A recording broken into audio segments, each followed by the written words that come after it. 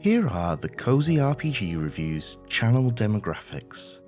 A good 70% of us are millennials.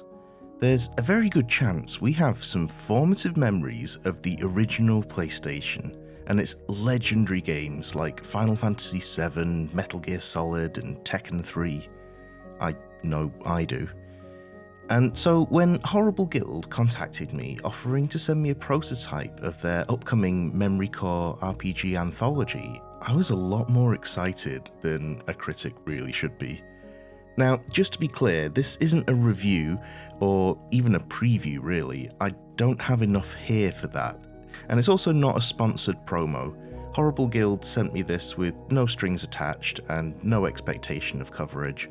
I just thought it might be interesting to all you millennials, and maybe even others watching, that we just take a short look at the prototype to get an idea of where this project might end up.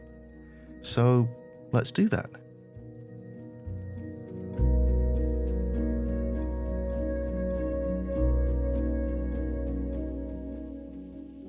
The whole thing comes in an appropriately plain grey box.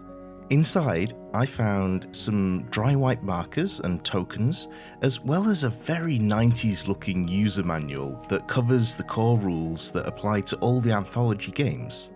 Each game has its own specific mechanics, but the engine inside is applicable to all of them. Oddly, it covers those rules 4 times, which I assume is a quirk of the prototype, or maybe it's a placeholder for translations. I don't know, to be honest. But what is here of the rules so far is nicely presented and fun to flick through. And then, of course, there are the anthology games. There's Solid State Machine, an action stealth game clearly inspired by Metal Gear Solid. Bloodsong Hunters of the Night, a Castlevania-inspired game. Extinction Protocol, a survival horror, I'm guessing inspired by Resident Evil. Final Tournament, a fighting game with a Tekken look to it. Corebound Chronicles, which is very obvious with its Final Fantasy coding. And Overdrive Crew, an underground racing game, maybe inspired by Need for Speed, though that's probably the one I'm least familiar with. Now, sadly, most of these boxes are just empty placeholders, except there is some stuff in the Solid State Machine box.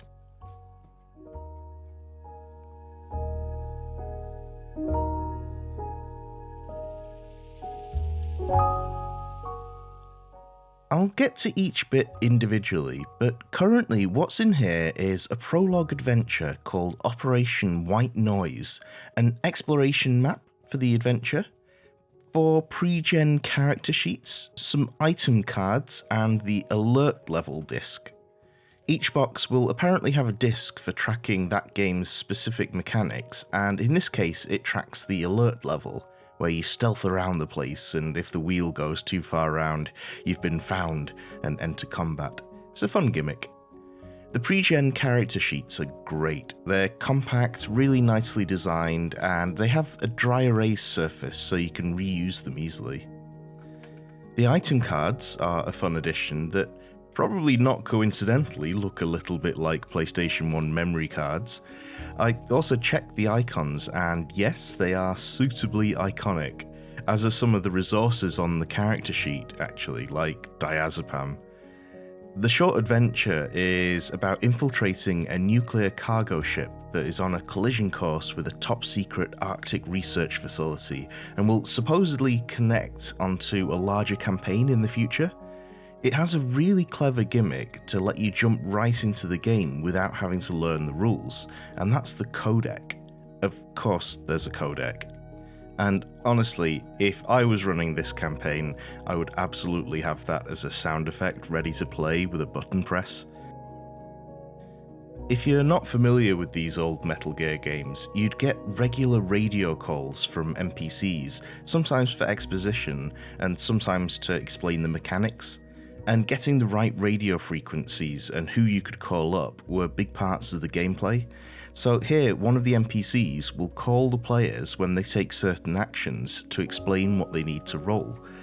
Now, I did check, and I didn't see any frequencies on the box, I'm afraid. if you know, you know.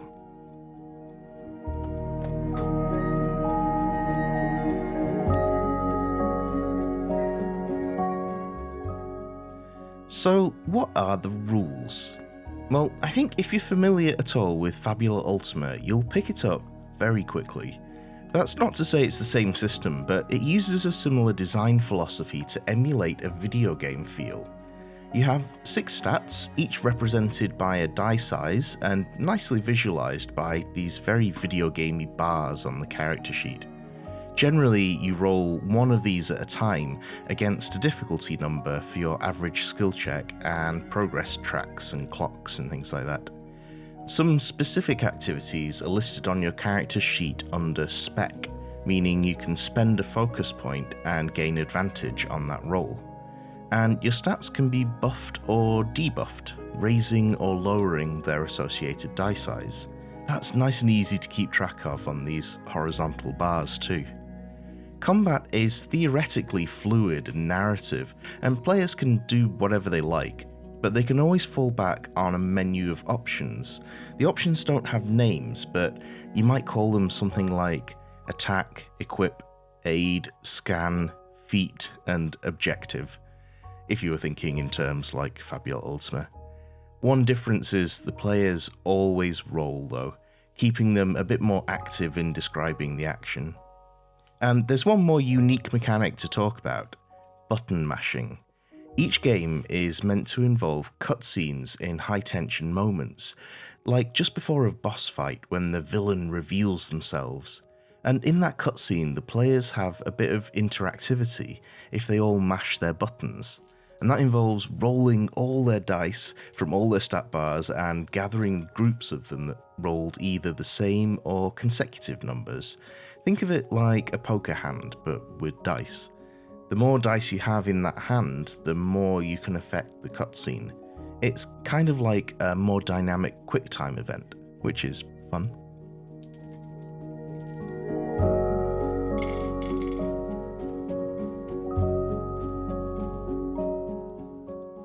So, you might have seen articles or videos about the booming Italian TTRPG scene and its ability to capture the zeitgeist. And have they ever? It's like they're hacking right into my nostalgia to withdraw funds direct from my bank account here. There are some kinks to work out. I'm not sure how well these cardboard clamshells will hold up to regular abuse, and how they'll package the full game if the intro adventure already fills the box. I guess the question remains as well if this is something more than a gimmick. It seems Claudio Pustorino and the folks at Horrible Guild have put some thought into how to make this all feel like those old video games in a way that's easily picked up for one-shots at conventions and in-store games. And really, we tend to talk about nostalgia as if it's an inherently bad thing. At the risk of sounding political, we do tend to be less critical in our perception of the past, and that can be exploited. But also, games are art, and these little tricks that spark our nostalgia are part of the way that the game can elicit emotions and bring people into the fiction. When you open the case and see the disc, the artwork, and the memory cards, you're being primed for a particular kind of experience. It's a shortcut to the kinds of feelings you might already associate with this stuff. With just a glance at Solid State Machine, you know you're in for a tense stealth and action game, infiltrating military bases, strange problem solving involving cardboard boxes, mystery and intrigue, plots within plots and double or triple crossings, and maybe some bizarre sci-fi stuff with nanobots and genetic engineering. All that might help abstract away the out-of-character elements, like NPCs explaining the game rules, because that's just how Metal Gear Solid worked. And maybe I'll look forward to getting codec calls from Nadia Vance just as much as I did from Naomi Hunter.